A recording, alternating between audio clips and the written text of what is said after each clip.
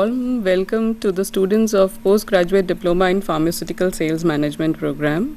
I would like to introduce a panel of our experts which we have today. Professor Javed Farooqi, who is Professor and Program Coordinator of School of Sciences and of the program Postgraduate Diploma in Pharmaceutical Sales Management. We also have with us Dr. Banu Saidullah. She's also Professor in the School of Sciences. We also have with us Dr. Swati. She's also in the School of Sciences, and she would be presenting subject matter on Introduction to Anatomy and Physiology. I am Dr. Rachna Agarwal, and I am Assistant Professor in School of Vocational Education and Training. I'm also the Program Coordinator of the PGDPSM program. We would like to begin today with the introduction to this first topic. Today I'll be dealing with the nervous system. Nervous system is just like the telephone network we have in a city. Here we can see a photograph diagram, a telephone network. Here we can see that the main function of this network is that we get the signals or receive the signals and we send the signals out. So the nerves are also like telephone lines, and in this diagram you can see there is a network of nerves which receive the messages and they send them to the rest of the body and in turn control all of the body functions. Before we start the lecture, I would like you to be familiar with some of the terminologies which will come repeatedly. Neuron is the basic unit of the nervous system. The nerve fibers, they may be either called the axons or the dendrites. The efferent neuron or the sensory neurons. The efferent neuron, the motor neuron. Membrane potential. Now every cell has a charge. The membrane potential is the difference between the charges inside and outside the cell. Depolarization. Whenever the nerve cell gets excited, the nerve cell which is in the resting stage is negative, it becomes positive. This is a depolarized state. And when this negativity changes into positivity, when this positivity changes into negativity, again it becomes repolarized. So we should remember these terms: the membrane potential, depolarization and repolarization. The nervous system also transforms the stimuli into the nerve impulse, and it passes them to a largely organized reception and correlation area for interpretation, and then issues orders so that we get an appropriate response. These functions can be broadly divided into the sensory functions, the integrative functions and the motor function. Now what are the sensory functions? The sensory functions are all the functions which we get from the external stimuli. The neurons that carry the sensory information to the brain and the spinal cord are called sensory or efferent neurons. That means all the information that is carried from the periphery to the brain or to the spinal cord includes the sensory function. This is an example of sensory stimulus. The integrative function. Now our brain and the spinal cord just work like a computer. What they do is they collect the information, that is the information they get from the sensory, they analyze it, they store some of the information and then make decisions accordingly. So the functions carried out by interneurons are integration, collection and analyzing. The interneurons make up the vast majority of neurons in the body. This is a photograph of interneurons. The motor functions. Motor functions are the reactions to the external stimuli. The nervous system's motor function involves responding to whatever the brain or the spinal cord has analyzed. The neurons that serve these functions are called motor or efferent. Efferent means that is the information that is going away from the brain, and this carries information out of the brain and the spinal cord to the effector organ. This effector organ can be a gland, heart, or any muscle. This is a typical picture of a motor neuron. Now the signal route, how exactly the signal passes from the sensory to the motor. Afferent or sensory nerves carry impulses or signals from various organs or tissues in the periphery to the brain or the spinal cord. And the efferent carry the impulses from brain and spinal cord to the effective organ. In this diagram we can see this is a finger, and we all know that there are receptors on the skin which are connected to the sensory neuron. This is the sensory neuron. This is the spinal cord and the brain.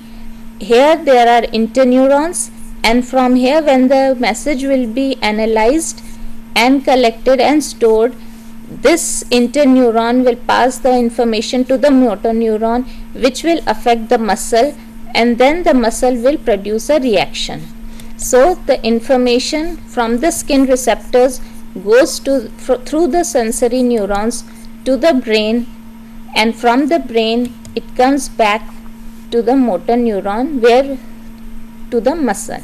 So this is the signal route which is being carried out all the time in our body. As you are watching this program, your eyes and ears are sensing. The sensory neurons in your eyes and the ears are hearing and seeing this presentation, and your brain will be collecting and storing the information being carried, and then it will store also. Some of it will get stored, some of it you will lose them, and then when you will write an exam, your muscles will react accordingly.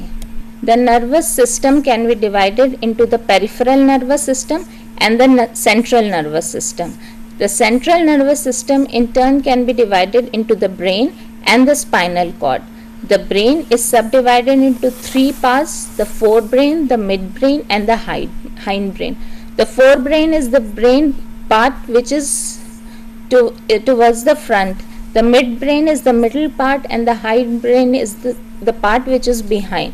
The forebrain in turn can be divided into cerebral cortex, thalamus, and the hypothalamus. The midbrain into tectum, tegmentum, and the hindbrains to pons, cerebellum, and medulla.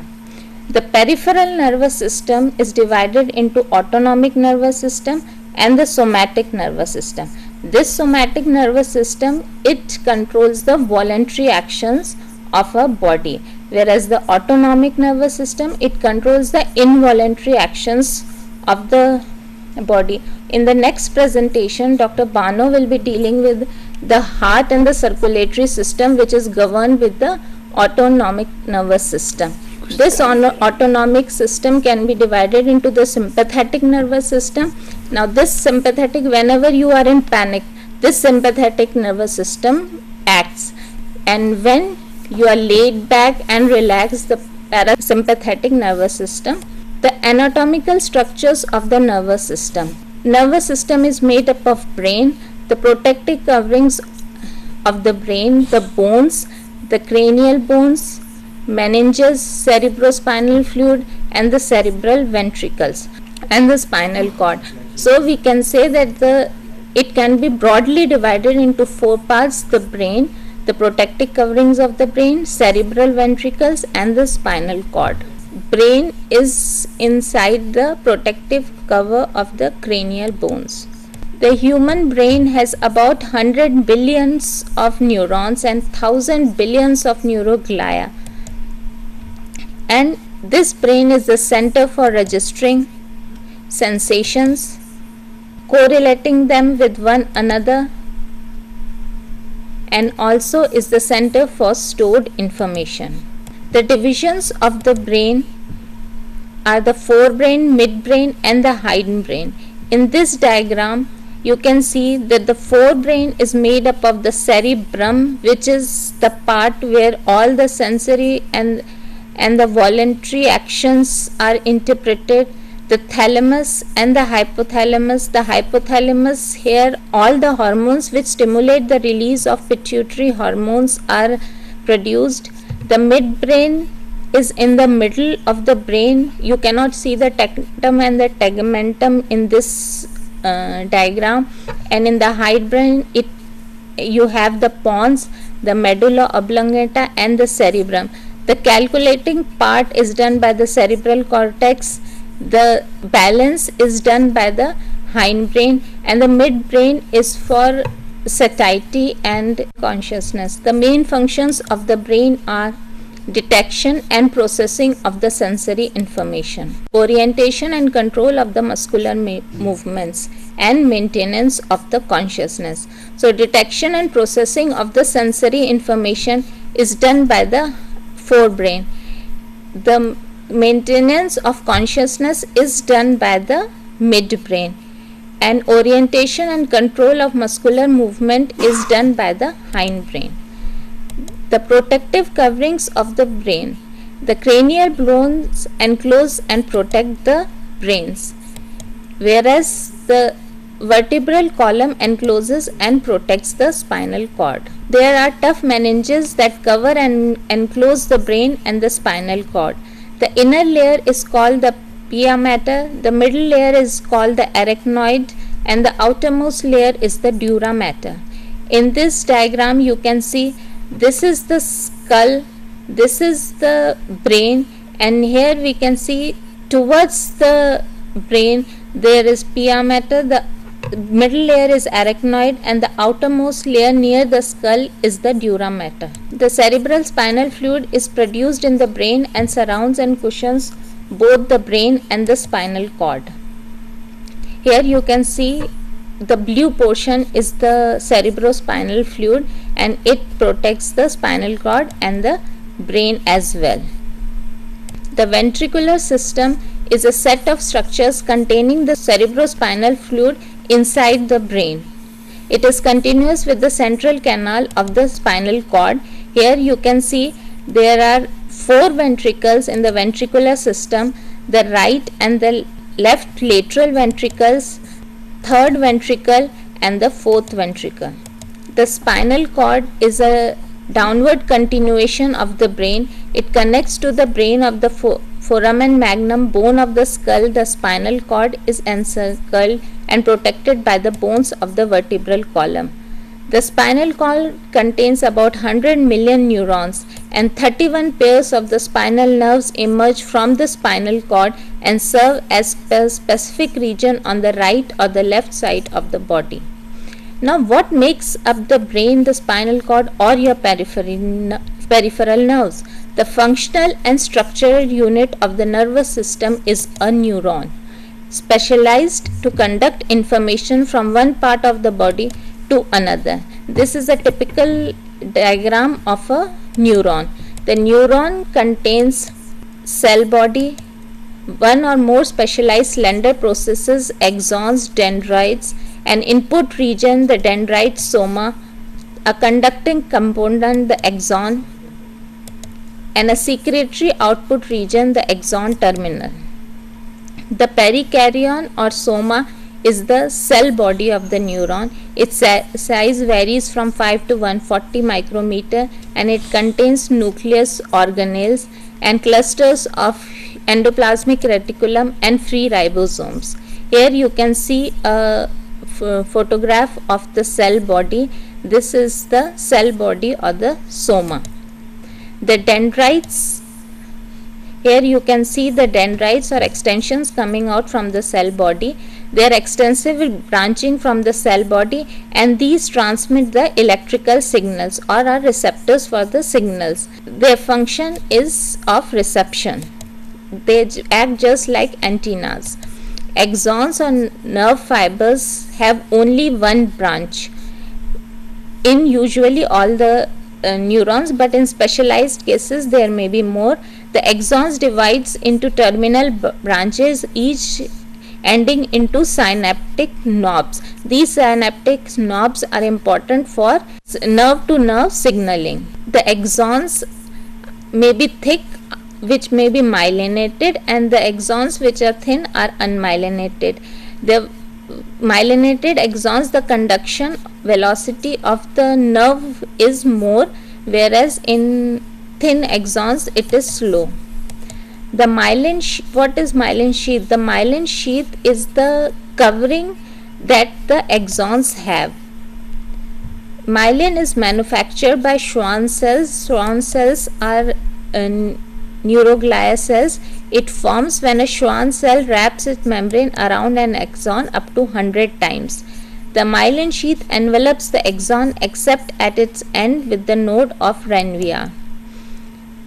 The neuroglia, in addition to neurons, the nervous system contains glial cells or the supporting cells.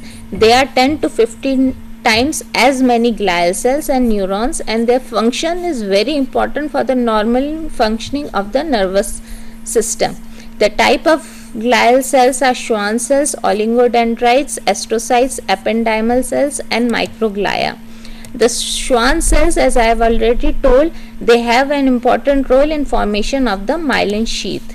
The oligodendrites, they also myelinate the axons. The astrocytes, now astrocytes have very important function. They are two types, the fibrous astrocytes and the protoplasmic astrocytes. What astrocytes do is they form a barrier between the blood and the brain. So what they do is they send processes to blood vessels where they induce capillaries to form a tight junction. So here you can see this is the capillary, this is the astrocyte, and here they form a tight junction and form the blood brain barrier. The ependymal cells, here you can see these are the ependymal cells, and this is the cilia. The important function is they secrete the cerebrospinal fluid into the central canal and into the ventricles of the brain. The microglia cells, their function is the defense of the nervous system, and they are derived from blood cells called the monocytes, and they protect the nervous system from infection. Now the physiological properties of the nerve. The two main properties is excitability and conductivity. The integration and transmission of nerve impulse is a specialized function of the neuron. Therefore, it is of interest how impulses are generated and conducted in the neurons. So for this we have to first learn what is membrane potential. Even in the resting stage, nerve cells are generating an electric charge. Every cell has a separation of charge, that is different ion and ion concentration between the inside and outside of the cell. The resting membrane potential, what happens, the ion gradient across the cell membrane establishes the charge difference. The interstitial fluid around the cell has higher concentration of sodium and chloride ions but low concentration of potassium ions. Inside the cell, the concentration of potassium is more than that of sodium and chlorine. In a neuron at rest, ion concentration is less in the inside of the cell than outside, and the membrane potential is about minus 70 millivolt. At rest, the ion concentration the ion conductance channels or gates are closed and the resting membrane is in the state of equilibrium. Here we can see the outside charge is positive, the inside charge is negative, and the resting membrane is minus 70 millivolt. What happens? If the axon is stimulated and a conducted impulse occurs, a characteristic series of potential changes are known as the action potential. What happens during action potential? First, there is generation at the initial segment of the axon. Then this impulse is conducted along the axon. When the axon ends, there is release of the neurotransmitters as axon terminals, and the neurotransmitter excite or inhibit neurons. The neurons receive and send signals. So to start with, the membrane is at resting potential. When an appropriate stimulus interacts with the membrane, the resting membrane potential is disturbed. The sodium gates open to permit sodium ions. Here we can see the sodium ions are coming inside, and when the sodium ion comes inside, there is more positive charge in the inside of the cell. This causes depolarization. Here you can see the sodium ion is coming inside. This rapid increase of sodium movement causes rapid depolarization to 0 millivolts, and then overshoots that, so that the polarity of the membrane is reversed. That is, it becomes positive and becomes plus 40 millivolt. Here sodium ions is coming, and when the axonal membrane becomes depolarized, it depolarizes its neighbors by opening voltage gated sodium channels. The conductance of sodium stops suddenly, and then what happens? The potassium starts coming outside, which results, now here we can see the potassium ions are coming outside. So what will happen? This will again become negative, and the impulse is being transmitted from here to here. And when this cell will become negative, it becomes repolarized. Now conduction in myelinated axons. Here the jumping of the impulse takes place. That means from one node of Ranvier to the another node of Ranvier. This jumping is known as saltatory conduction. Here you can see, here it is activated, and then this gets transferred, this becomes excited, the transfer, and this will become excited, and then the transferring of impulse. So this is a faster mode of transmission. What is a synapse? Now we know that how the action potential is being generated, and now where nerve impulse is converted into a neurotransmitter, the synapse is where the nerve impulse passes from one cell to another. This is a synapse. This is pre-ganglion, and this is the post-ganglion. So from here the electric signal is coming, and in the synaptic knob here there are vesicles, and this electric signal will change into a chemical signal through the neurotransmitter. This is a synaptic cleft. Here these are neurotransmitters, and this is the other neuron from where the action potential or the signal will pass. These are the vesicles storing the neurotransmitter. These are the calcium channels which play an important role. These are the membrane receptors for neurotransmitter. Now what will happen is, from here the action potential is being generated, or the excitement or the message is coming. What it will do, it will open the calcium channels. That is, this, when the action potential comes, it depolarizes. Depolarizes means there is an increase in the positivity. So after this, there is an increase in the positivity inside the cell. The calcium channels will open. This calcium channels, when open, the calcium enters the synaptic knob. The calcium, these vesicles, vesicles having neurotransmitters, what will they will come and attach to the membrane, and when they attach to the membrane and fuse, they will release the neurotransmitter.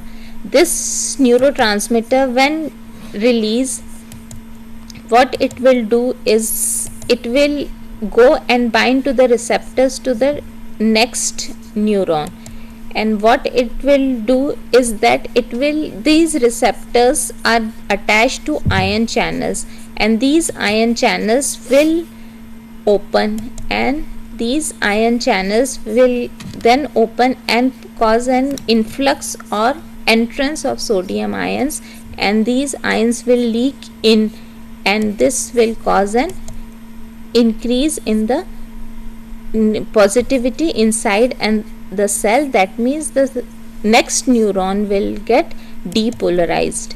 This is how an action potential is generated from one neuron through a neurotransmitter to the next neuron.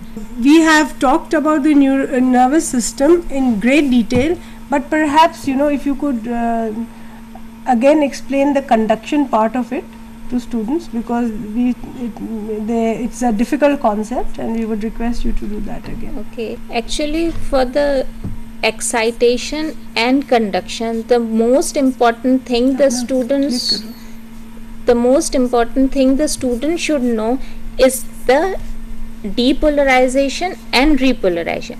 They should know what is membrane potential. Now what is membrane potential is? Membrane potential is the negative charge inside the cell, that is minus 70 millivolt. When the receptors get stimulated, what happens? The sodium channels open, and these sodium channels, then what they do is they allow the entrance of sodium inside the cell. When the sodium enters inside the cell, the positivity inside the cell increases. Now when this positivity increases, the charge earlier was minus 70 millivolt, then what will happen? This negative charge minus 70 millivolt will become 0 millivolt. When there is more entrance of the sodium channels, what will happen? It will overshoot the 0 millivolt and becomes 40 millivolt, and this is what is known as depolarization, or this is what is an action potential. So I would like to ask one thing.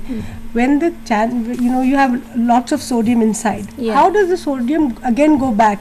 How is the membrane repolarized? Actually there is one more there is a pump known as sodium potassium pump, which will allow the sodium which has entered inside the cell to go out. So sodium pump. So it will exchange the sodium ions for potassium ions. So that means the potassium ions will come inside and the sodium ions will go inside. But what is the important thing is that for every 3 sodium ions, only 2 potassium ions come inside. So the positivity becomes negative.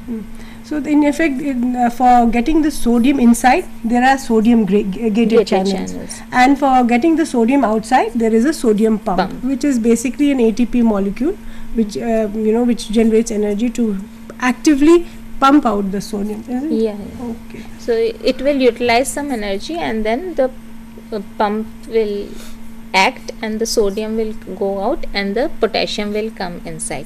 Now once this action potential has been generated, now it has to, like I earlier told you, that from sensory neurons it goes to the interneuron. So for that you need a synapse. That means synapse is connection between 2 neurons, and what will happen is that for this synapse, for this communication, one important thing is that electrical signal is changed into a chemical signal. Here the neurotransmitter come into play. So what happens when the action potential reaches the synaptic cleft?